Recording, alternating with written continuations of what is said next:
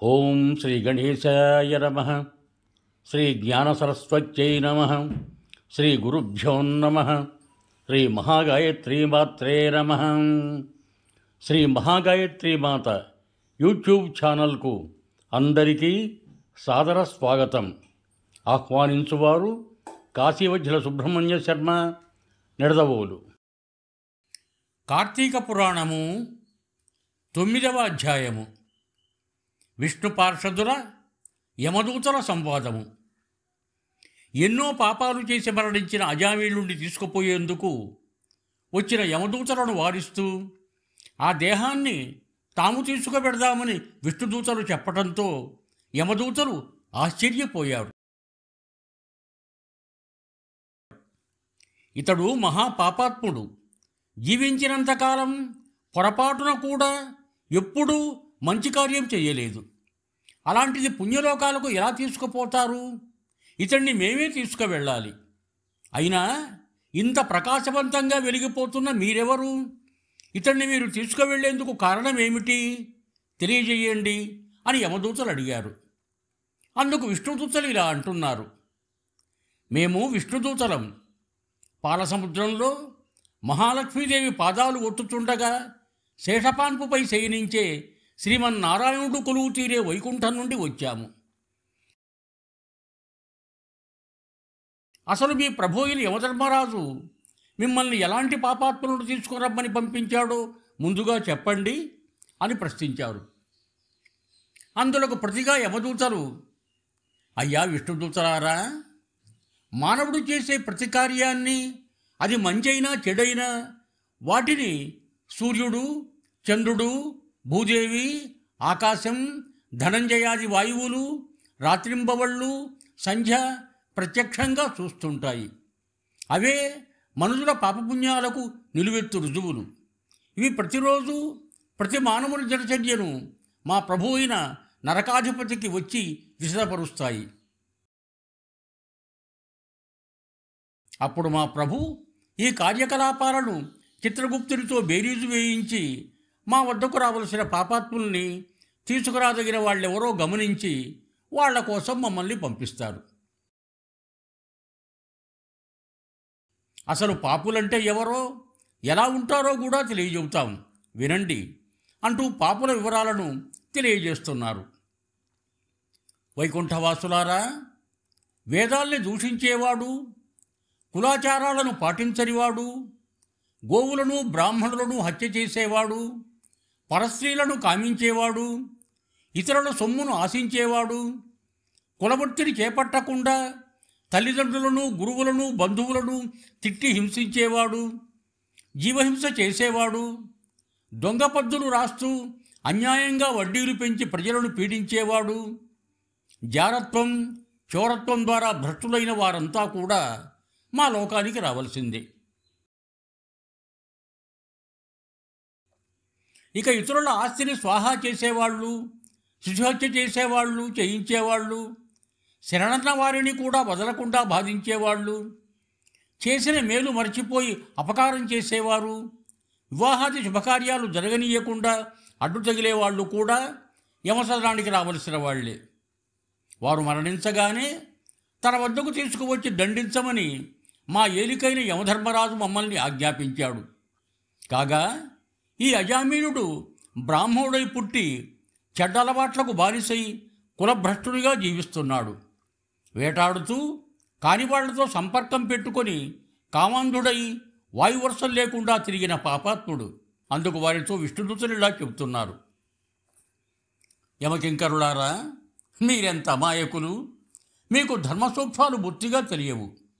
ధర్మసూక్ష్మాలు ఎలా ఉంటాయో, పుణ్యాత్ములంటే ఎవరు, అసలు పుణ్యం అంటే ఏమిటి అనేది చెబుతాం, వినండి అంటూ శాస్త్రం ఆమోదించిన పనులను చేస్తే వచ్చేది పుణ్యం, కానిది పాపం. ఇక పుణ్యాత్ములంటే మంచివారితో సహవాసం చేయటం, ఇంటి కులాచారాన్ని పాటిస్తూ జప దాన ధర్మాలు చేసేవారంతా పుణ్యాత్ముల కిందికి వస్తారు. వీరంతా విష్ణువుకు ఇష్టమైన వారే. అలాగే పుణ్యకార్యాలంటే అన్నదానం, కన్యాదానం, గోదానం, శాలిగ్రామదానం చెయ్యటము, అనాథ ప్రేత సంస్కారం చెయ్యటము, తులసి వనాన్ని పెంచటము, తటాకాలు తవ్వించటము, శివకేశవులను ఎప్పుడూ పూజించటం, ఎల్లప్పుడూ హరినామస్మరణ చేయటం వంటివన్నీ పుణ్యకార్యాల కిందికి వస్తాయి. అలాగే మరణించే ముందు నారాయణ అని కానీ, శ్రీహరి అని కానీ, శివశివ అని కానీ స్మరించేవారు తప్పకుండా పుణ్యలోకాలకే చేరుకుంటారు. తెలిసి కానీ తెలియక కానీ ఏ రూపంలోనైనా హరినామస్మరణ విన్నా కన్నా వైకుంఠం చేరుకుంటారు.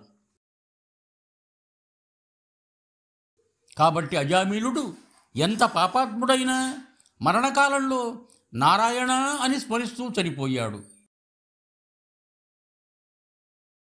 కాబట్టి ఇతన్ని వైకుంఠానికి తీసుకుపోయేందుకు మేము వచ్చాము. మీరిక్కడి నుంచి అడ్డు తొలగితే అజామిలుడిని తీసుకొని మా లోకానికి వెళ్ళిపోతాం అని యమదూతలకు విష్ణుదూతలు చెప్పారు. విష్ణు యమదూతల సంవాదాన్ని విన్న అజామిలుడు ఆశ్చర్యంతో, మహానుభావులారా, పుట్టినప్పటి నుండి నేటి వరకు ఎప్పుడూ నేను శ్రీహరిని స్మరించటం కానీ ఆయనను పూజించటం కానీ చేసి ఎరుగను. అలాగే ఏ వ్రతాన్ని చేయలేదు. నాకు తెలిసి ఏనాడు ఎవ్వరికీ చేతులారా దాన ధర్మాలు కూడా చెయ్యలేదు. చివరకు నవమాసాలు మోసి కనిపెంచిన తల్లిదండ్రులకు సైతం నమస్కారం చేసి ఎరుగను. వర్ణాశ్రమాలు విడిచిపెట్టి కులభ్రష్టుడనై నీచకులకాంతలతో సంసారం సాగించాను. కామంతో కళ్ళు మూసుకొని పోయి వాయువర్షలు తెలియకుండా సంభోగించిన దుష్టాత్ముణ్ణి నేను.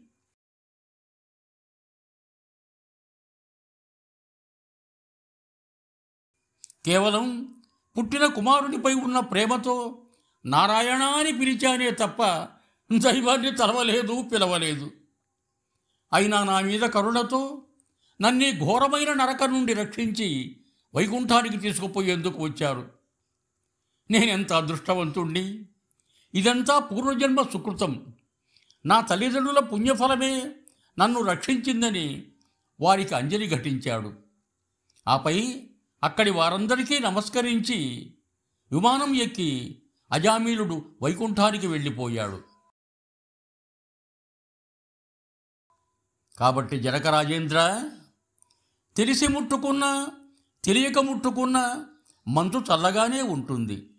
అది దాని సహజ గుణం. అలాగే తెలిసి స్మరించినా తెలియక స్మరించినా పుణ్యాన్ని సంక్రమింపజేయటం హరినామం యొక్క గొప్పతనం. ఈ నామం విలువను తెలుసుకొని సకల పాపాల్ని పోగొట్టుకొని మోక్షాన్ని పొందండి అని తెలియజేశాడు వశిష్ఠ మహర్షి జనక మహారాజుకు. ఇది స్కాంద పురాణాంతర్గత వశిష్ఠ ప్రోక్త కార్తీక మహత్యమందలి నవమోధ్యాయం సమాప్తః.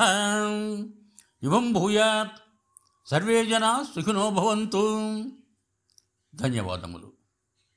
మీకు నా ఈ వీడియో నచ్చినట్టయితే దయచేసి ఒక లైక్ కొట్టి మీ బంధుమిత్రులకు కూడా నా ఈ వీడియోను షేర్ చేయగలరు. అదేవిధంగా నా ఛానల్ శ్రీ మహాగాయత్రీమాత యూట్యూబ్ ఛానల్ను సబ్స్క్రైబ్ చేయ ప్రార్థన. మరొక్క మారు ధన్యవాదములతో భవదీయుడు కాశీవజ్ర సుబ్రహ్మణ్య శర్మ, నిడదవోలు, తూర్పుగోదావరి జిల్లా.